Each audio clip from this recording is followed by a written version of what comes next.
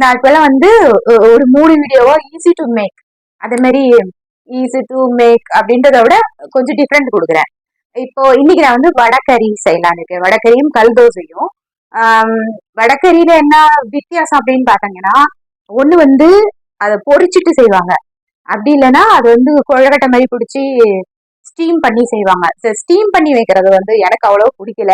ஏன்னா அது வந்து ஆயிலோட சாப்பிட்றது ஒரு டேஸ்ட். சரியா? அப்புறம் இந்த பொரிச்சு செய்யறது வந்து அதுல எனக்கு உடன்பாடு இல்லை. ஏன்னா அதுல நிறைய வந்து ஆயில், நம்ம வந்து லேஸ் ஆயில் அதுல வந்து செய்ய போறோம். பெருசா ஒண்ணு வித்தியாசம் இல்ல. ஆனா வித்தியாசமா கத்துக்கணும்ல.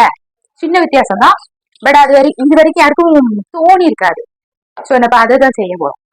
கடலை பருப்பு எடுத்துட்டு வந்துடுறேன். இதுக்கு வந்து நான் ஒரு சின்ன துண்டு இஞ்சி, ஒரு 4 பூண்டு பல்லு, ஒரு 2 பச்சை மிளகாய், ஒரு கப்பு கடலை பருப்பு ஊற வச்சது, இது எல்லாத்தையும் நான் வந்து சேர்த்துக்கிறேன். இது நீங்க ஜஸ்ட் ஒரு 2 hours ஊற வச்சா போதும். இது கூட நீங்க வந்து கொஞ்சோண்டு சோம்பு சேர்த்துக்கணும். கூட கொஞ்சம் சோம்பு.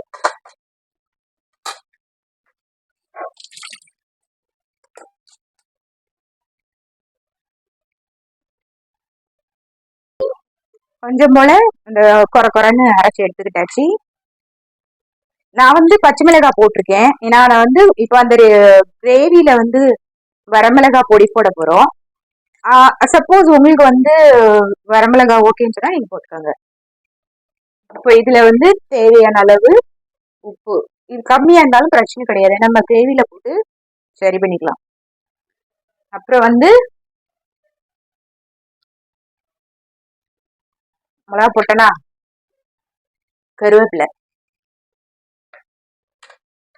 அப்புறம் கொஞ்சம் வெங்காயம் இதை போட்டு மிக்ஸ் பண்ணிக்கலாம்.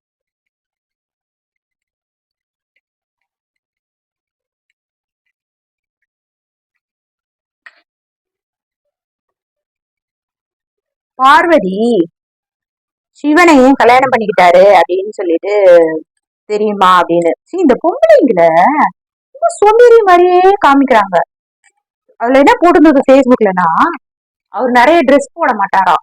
ஸோ அதனால பார்வதிக்கு வந்து வாஷ் பண்ற வேலை இல்லையா, அவருக்கு வந்து தலையில வந்து நிலா இருக்கான். அதனால வந்து இபி பில் கட்ட தேவையில்லையா. அதே மாதிரி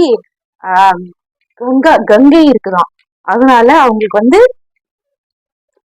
மோட்டர் எழுந்து போடுற அவசியம் கிடையாதாம். எந்த அளவுக்கு லேடிஸ வந்து லேசி அப்படின்னு காமிக்கிறாங்க. இது ஒரு வகையில வந்து காமெடியா இருந்தாலும் எனக்கு என்ன மாதிரி ஒரு பொறுப்பான லேடிஸ்க்கு, என்ன மாதிரி ஒரு என்ன மாதிரி ஒரு பொறுப்பான லேடிஸ்க்கு இது வந்து கொஞ்சம் வித்தியாசமா இருக்கு. ஓகே, நம்ம இப்போ இது அடையா போட போறோம். வடையா போடல, அடையா போடுறோம்.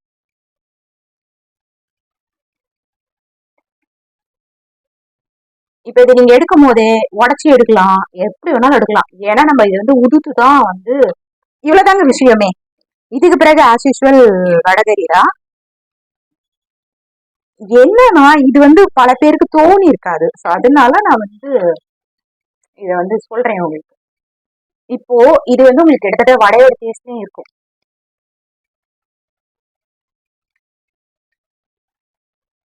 அந்த ஸ்டீம்டு பால் மாதிரியும் இருக்காது இது. ஸோ அதனால நம்ம இது எப்படி பண்ண போறோம்.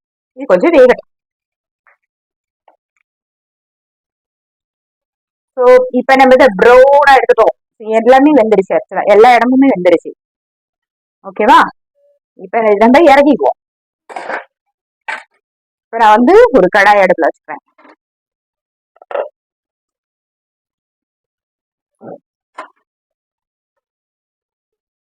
நம்ம கொஞ்சம் எண்ணெய் ஊத்திக்குவோம்.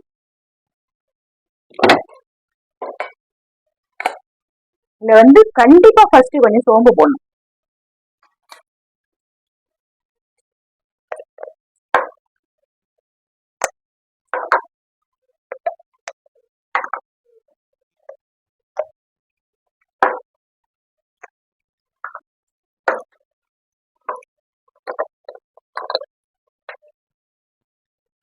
ஒரு கல் பாசி,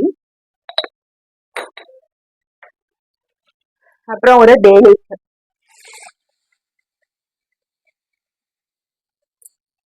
அப்புறம் வந்து இதுல 2 கிராம்பு, 2 ஏலக்காய்,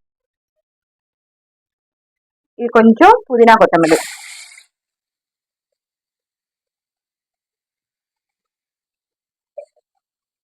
இப்போ இதுல வந்து கொஞ்சம் பூண்டு, இஞ்சி, பச்சை மிளகாய் வச்சிருக்கேன்.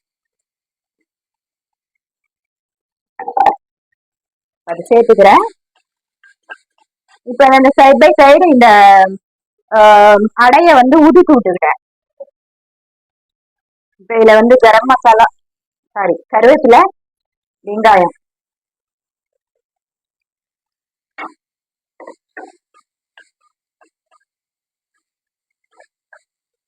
நான் கொஞ்சம் இதுல உப்பு சேர்த்துக்கிறேன்.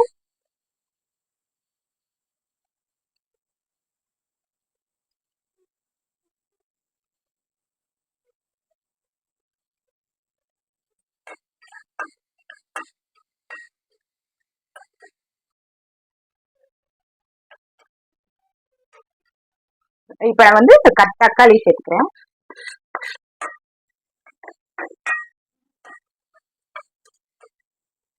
தக்காளி சேர்த்த கையோட நான் வந்து இருக்க தேவையான அளவு மிளகா சேர்த்துக்கிறேன்.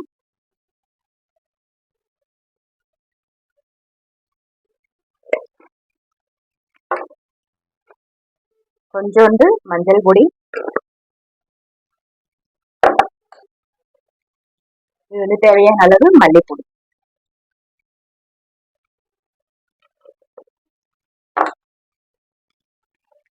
இப்போ இந்த தக்காளி நல்லா மேஷ் ஆச்சு. இதுல நான் ஒரு 1.5 கப் தண்ணி ஊற்றிக்கிறேன்.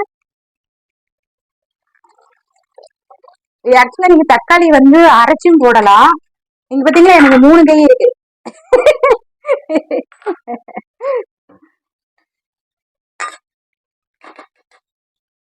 இது தண்ணி கொஞ்ச நேரம் கொதிக்கட்டும், இந்த மசாலா தண்ணி. ஸோ வந்துட்டு ஓபன் பண்ணிட்டோம். அது தண்ணியா இருக்கு இல்லையா, இதுல கொஞ்சோண்டு கரம் மசாலா, ஒரு பிஞ்சு, அவ்வளோ. இப்போ இந்த உதிர்த்து போட்ட அடையெல்லாம் இதுல வந்து சேர்த்துருவோம்.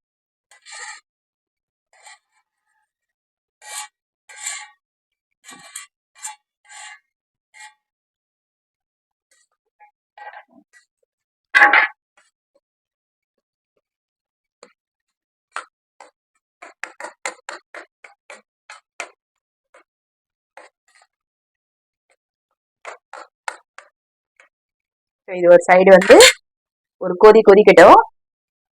நம்மளுக்கு இங்க ஒரு கல் தோசை போட்டு நம்ம வீட்டுல அரைச்ச மாவு இது. நீங்க எந்த அளவுக்கு கை வைக்காம அரைக்கிறீங்களோ அந்த அளவுக்கு அந்த மாவு வந்து உங்களுக்கு 5 நாளானாலும் புளிக்காது. 4 நாள் வச்சுக்கோங்க, 5 நாள் வைக்காதீங்க, ஓகே வச்சுக்கலாம்.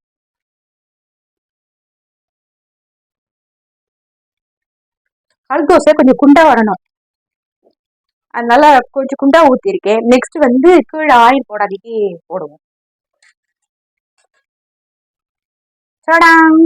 நம்மளோட வடகரி ரெடி.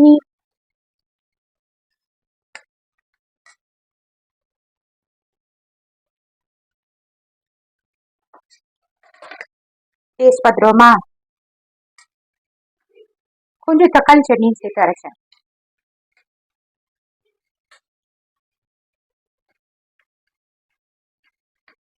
ஓகே,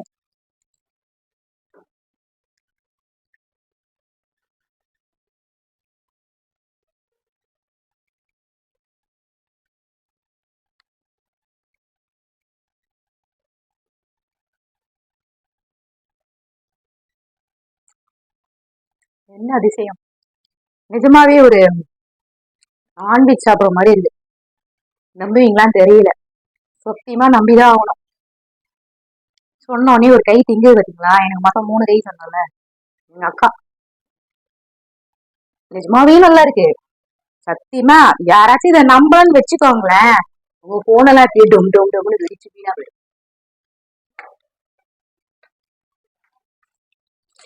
நம்புறீங்களா?